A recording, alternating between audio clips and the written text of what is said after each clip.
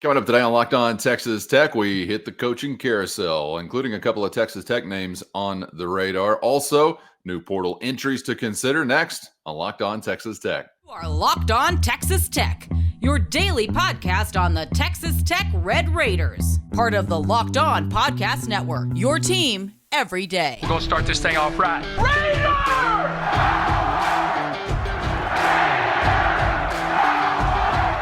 Everything runs through Lubbock.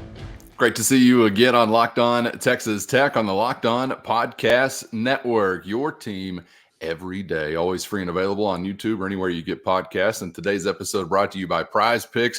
Go to prizepicks.com/LockedOnCollege and use our code LockedOnCollege for a first deposit match up to $100 at prizepicks.com/LockedOnCollege. That's daily fantasy sports made easy. With the only Chris Level, I'm Casey Cowan. And Chris, the ride continues in a fast and furious week. We have got further portal entries to discuss. Price, Keeler, and we've also got to take a ride today on the coaching carousel.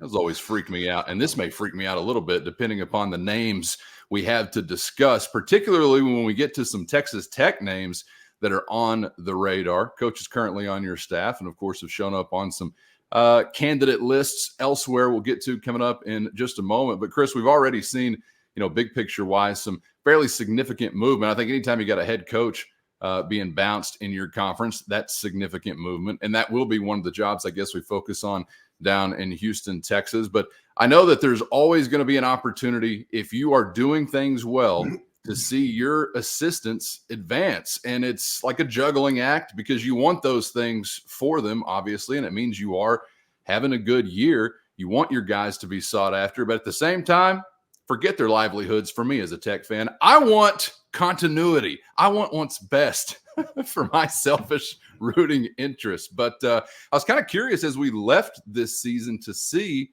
what the attention would be on some of the names that are currently in Lubbock, because, for an example, and we'll get to him a little bit further, but Zach Kitley, a hot name coming into his time in Lubbock, and I'm sure still plenty of folks have him on their minds whenever they consider offensive coordinators or even maybe a head coach at a group of 5 spots, something like that. But yeah, you're always trying to kind of strike that balance, I guess, between wanting to be really good, which means everybody wants your guys, but trying to offer an attractive enough situation where they are to a degree to keep them there, right? It's like I said, a bit of a juggling act, I guess. Yeah, this is the old crazy season. When it just kind of it's like I said, I've been saying the last couple of days, keep your head on a swivel, man, because now with the portal, but like the coaching stuff, and there's the, whether we want to call it a domino effect or a butterfly effect or whatever. It's like one change leads to 6 to 12 others. And you're getting a lot of the news now with a lot of the head coaches because I think there's a conversation to be had about University of Houston. There's a conversation to be had about, Baylor. Obviously, the UTEP job is a reason why you bring some of these other names up.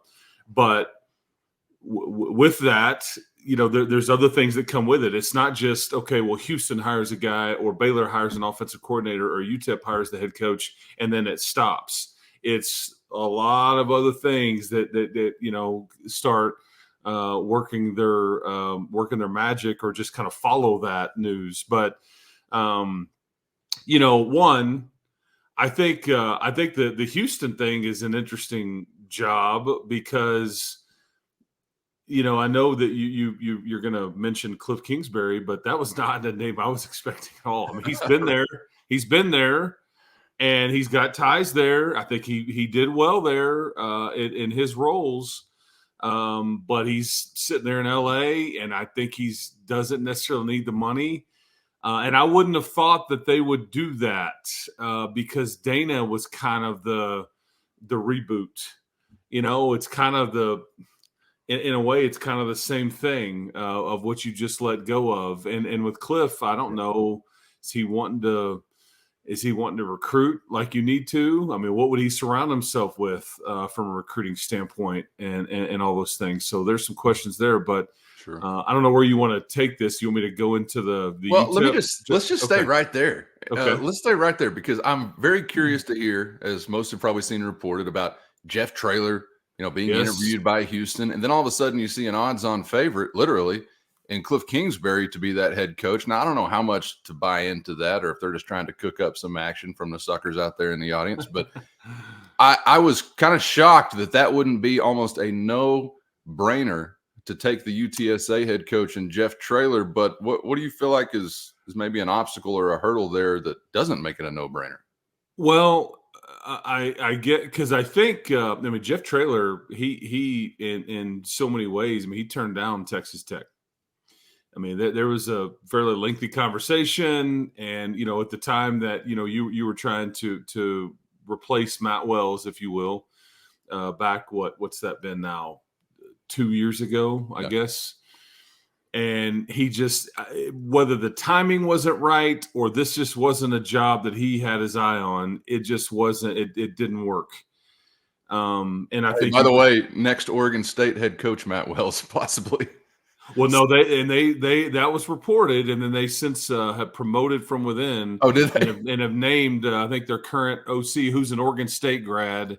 Okay, their head coach. But yeah, Matt's name is being brought up in Waco as well for the OC job. But oh, really? I hadn't seen that. Yeah. So, but I think with Traylor, I think he had his eye on the UT and the A&M jobs. That's what I think he really was waiting for. And Texas, Sarkisian's got it rolling right now, and then. And there wasn't necessarily that guarantee 2 years ago. Like, it was kind of tenuous. Like, man, he didn't get this thing turned around, man. They'll they may make a move. And then obviously A&M, it didn't go well. They make a change, but they don't pick Traylor. So I'm just wondering, because if Aranda would have been let go in Waco, I think Baylor would have, And so I guess my point is, what is Jeff Traylor? Is this the end game? Is University of Houston the end game? Is he waiting on something else? Because he's a state of Texas guy. It doesn't appear that A&M or Texas are going to open up anytime soon. Texas Tech's not going to open up anytime soon, you wouldn't think. So, and then my question would be, can Houston really afford him? Because I think, UTSA is paying him pretty well. UTSA is trying to do more for him. And Houston is on the hook for $15 million to Dana Holgerson, and yes, Tillman Fertitta factors in there, but I don't know. I just, so we'll see kind of what that looks like. And then Gary Patterson was the other name, and Gary Patterson wants to get back in, and I think the name, he's a really good coach. Yeah. I don't like necessarily his methods.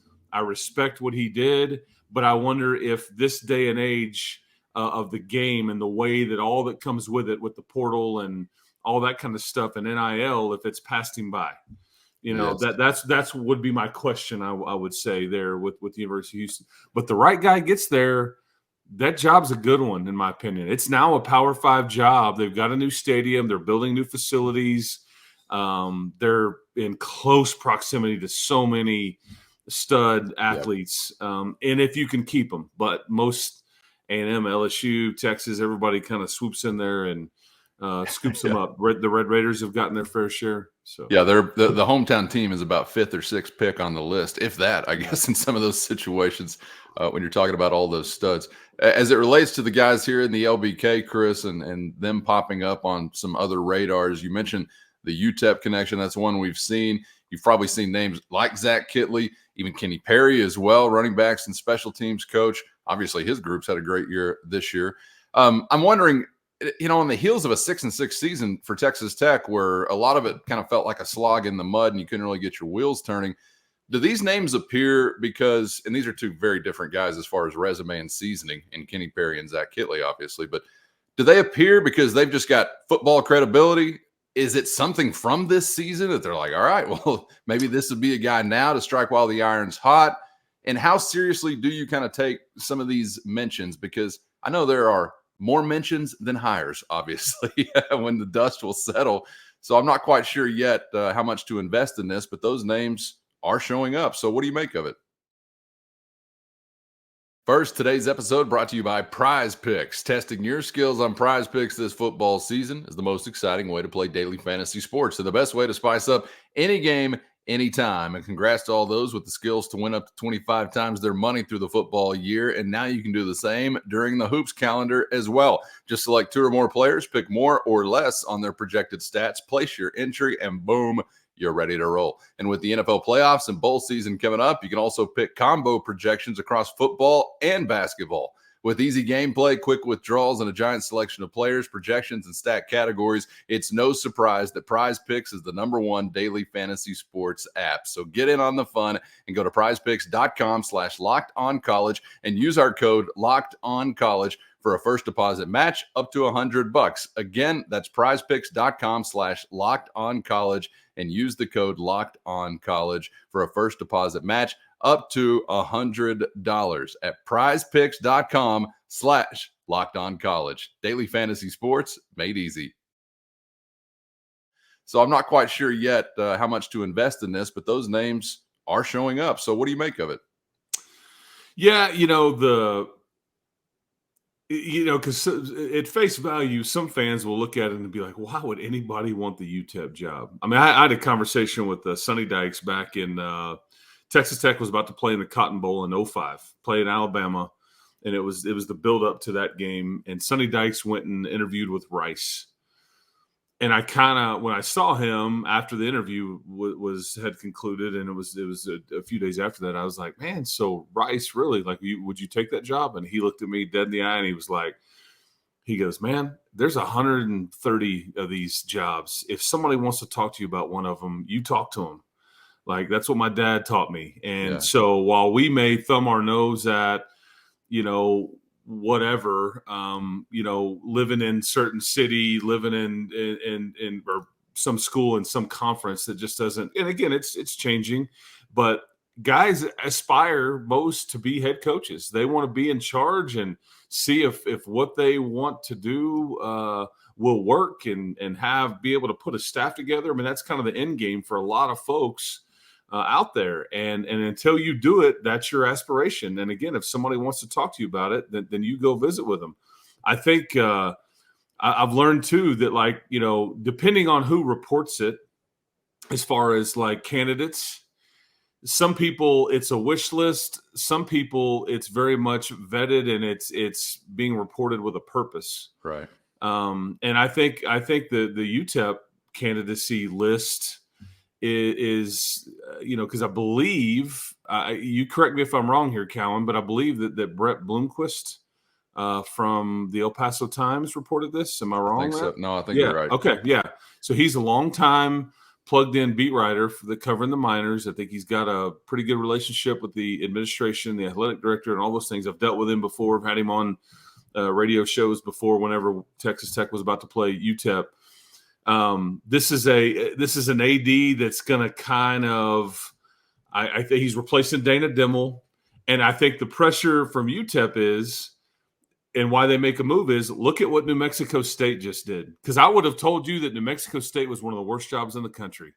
I mean, it's hard to win there. There's no recruiting, base at all. There's not any history or tradition. And Jerry Kill just went there and went 9-3. And they just beat Auburn.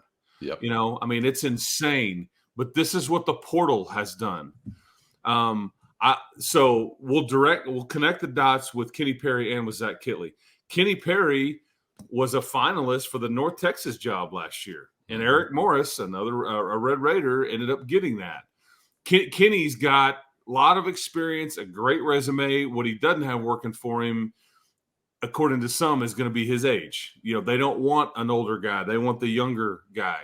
While at some schools, they want the older guy because it's like, we want the guy that's going to stay here, and this is the end game for him. Maybe like a Jerry Kill, who had spent some time at TCU. The connection with Zach Kitley there is that, what conference is UTEP in? Well, they're in the same conference as Western Kentucky. I think if you go look at their schedule, I think UTEP played Houston Baptist whenever Zach Kitley was coaching there, when Bailey Zappi was playing Houston Baptist for Zach. So this is an AD that I'm going to guess has some familiarity with Zach from those days as well, and all that. So you never know. Does UTEP want young? Do they want old? Do they want offense? Do Do they want defense? Do they want CEO? Who the heck knows? But it tells me if these are legit candidates, it tells me they maybe just want the best guy, and maybe there's some of both on this. I didn't see who else was on this candidacy list. I know that there are some names at Texas State that are really hot. The head coach and the OC there, but I don't know if you'd leave the head job at Texas State to go to UTEP. But if you're the OC, you might.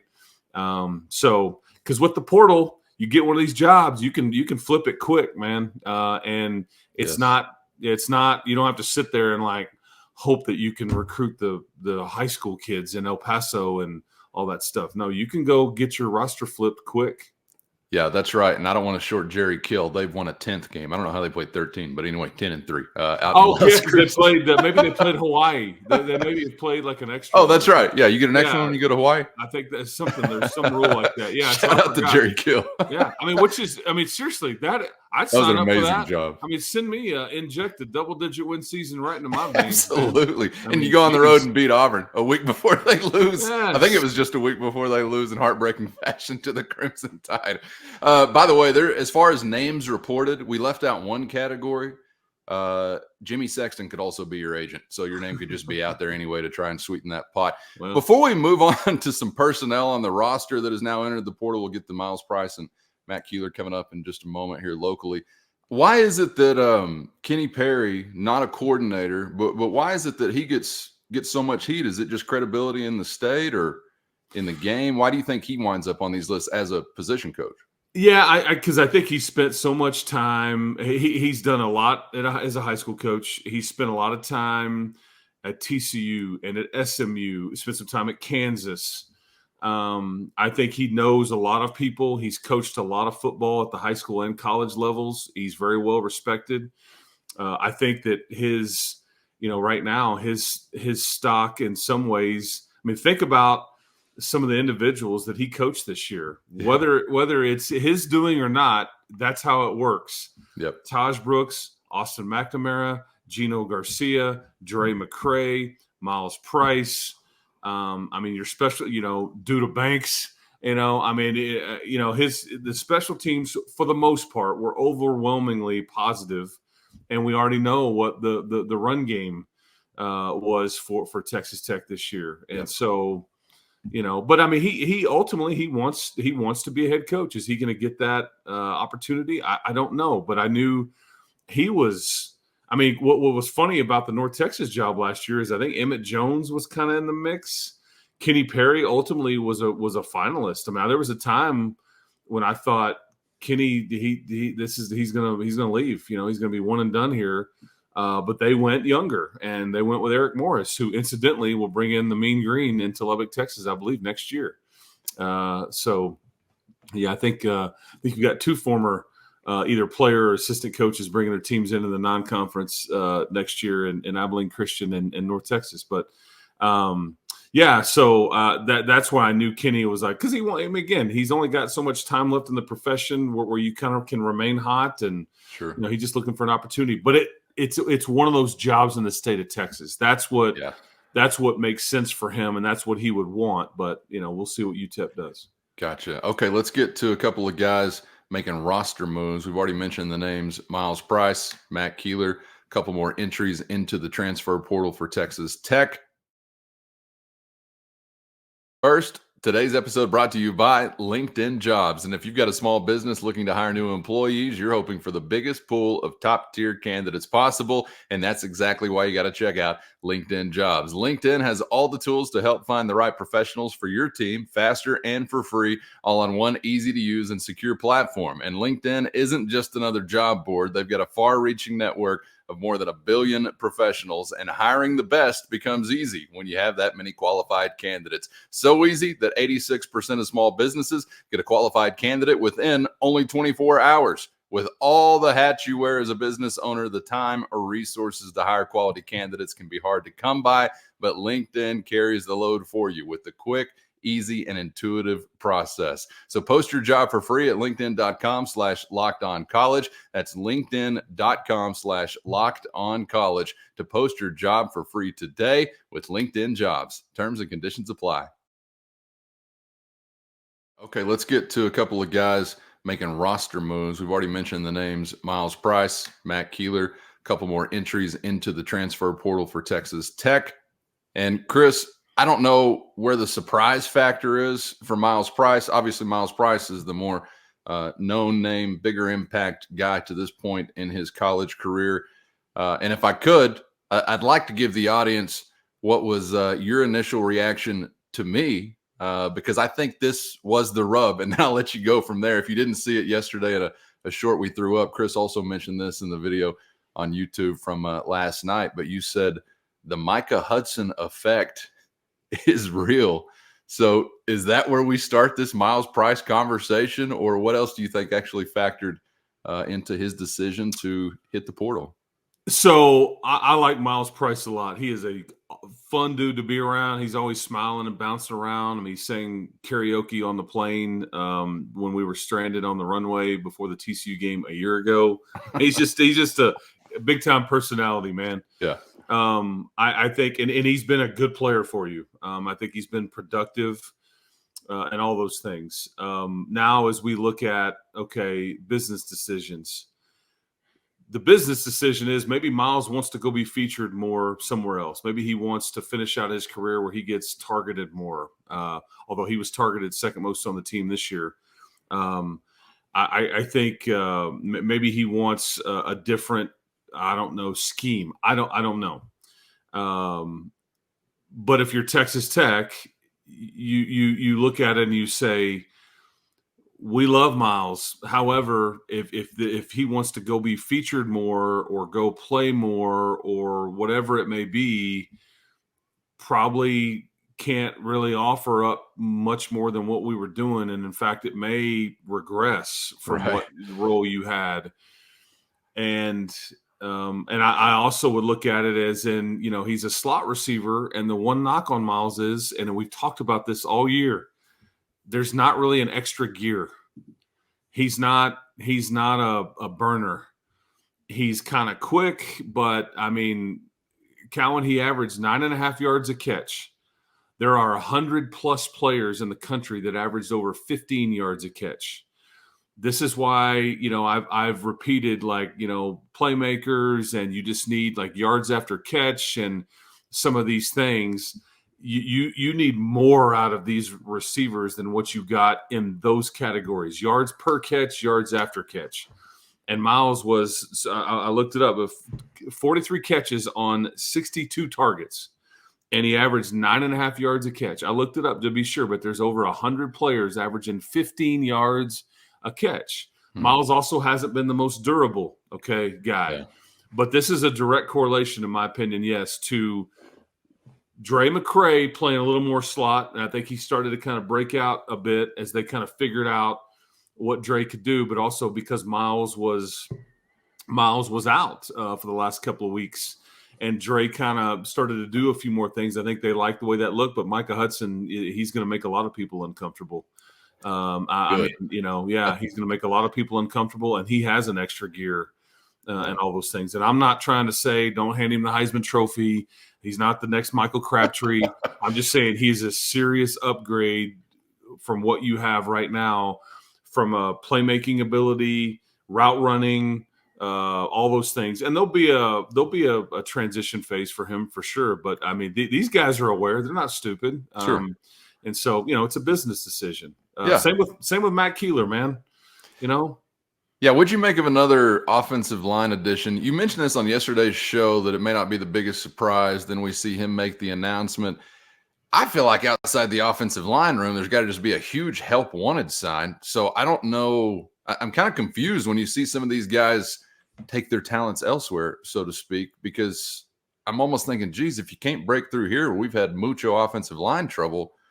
Oh, it's the latter. Yeah, you have had, and you currently have major offensive line trouble until you get it fixed.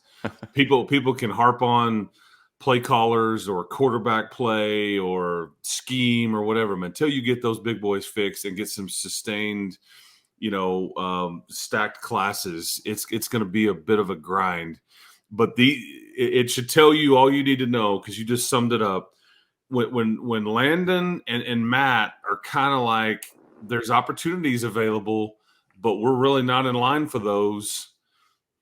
I mean, Gotcha. what's that telling you? Yeah. You know, and I know that, you know, there's a lot of thumbs up for the freshmen that redshirted this year. Your Nick Fattigs, your Caden Carrs, there's Daniel Sill, I think, but man, those guys are they're pups. Yeah. You know, they're just not quite ready to be thrown into this fire, I don't think. Now, maybe I'm wrong, and maybe you say, hey, man, screw it. You know, redshirt freshman's going to start for us next year, and we'll all hold our breath. I mean, you've had true freshmen start on the offensive line here before. Adrian Waddle, Louis Vasquez, Manny Ramirez, guys like that, Rex Richards back in the day. But those were all NFL guys, is what they all ended up being. Yes. I don't know if you've got that yet here. And so, but you know, Keeler is well respected in the building. I think Matt may even watch some of these shows. I see him when we pass by. Always got a smile on his face. He's going to get his degree this spring. He's a Red Raider. He loved it here. He just wants to go, I think, play ball somewhere. And I don't think was going to be afforded that luxury here. Because what the names that are kind of maybe in the middle there is like your Dalton Merriman from last year that came in from Blinn in the summer that had to sit out this year. Caleb Rodkey is kind of a backup that I think has some opportunities. You know, your Ty Buchanan's, your Jacoby Jacksons. And then you're seeing, if you're following, you know, everything on RedRaidersports.com or social media, you're seeing them. They're offering a ton of offensive linemen right now. They're going to try to sign 2 to 4 portal guys for junior college, Division II, D1 guys. I mean, it's all over the map on 6'7", 330 offer here, 6'3", 240. I mean, you know, whatever here. I mean, so yeah, they're definitely trying to address that position. That is the number one thing that I think needs to be addressed this offseason. Yes. And fixed. And we won't ultimately know until you get rolling next year. We will talk about it with what we think we know, but you know. Oh, I know. And how easy could that be? Just overnight address the offensive line. Sure. I mean, that's good grief. It's years of, I don't want to say neglect. You've tried it, but it's hard to hit on them. You sign 4 to 5 every year, but half of them wash. You know, and it's, you know, so you just keep hoping you stacking classes on top of each other and keep hitting on them. It's what separates the men from the boys. The trenches, offensive line, defensive line. Had a little more success on the defensive front recently than the offensive front.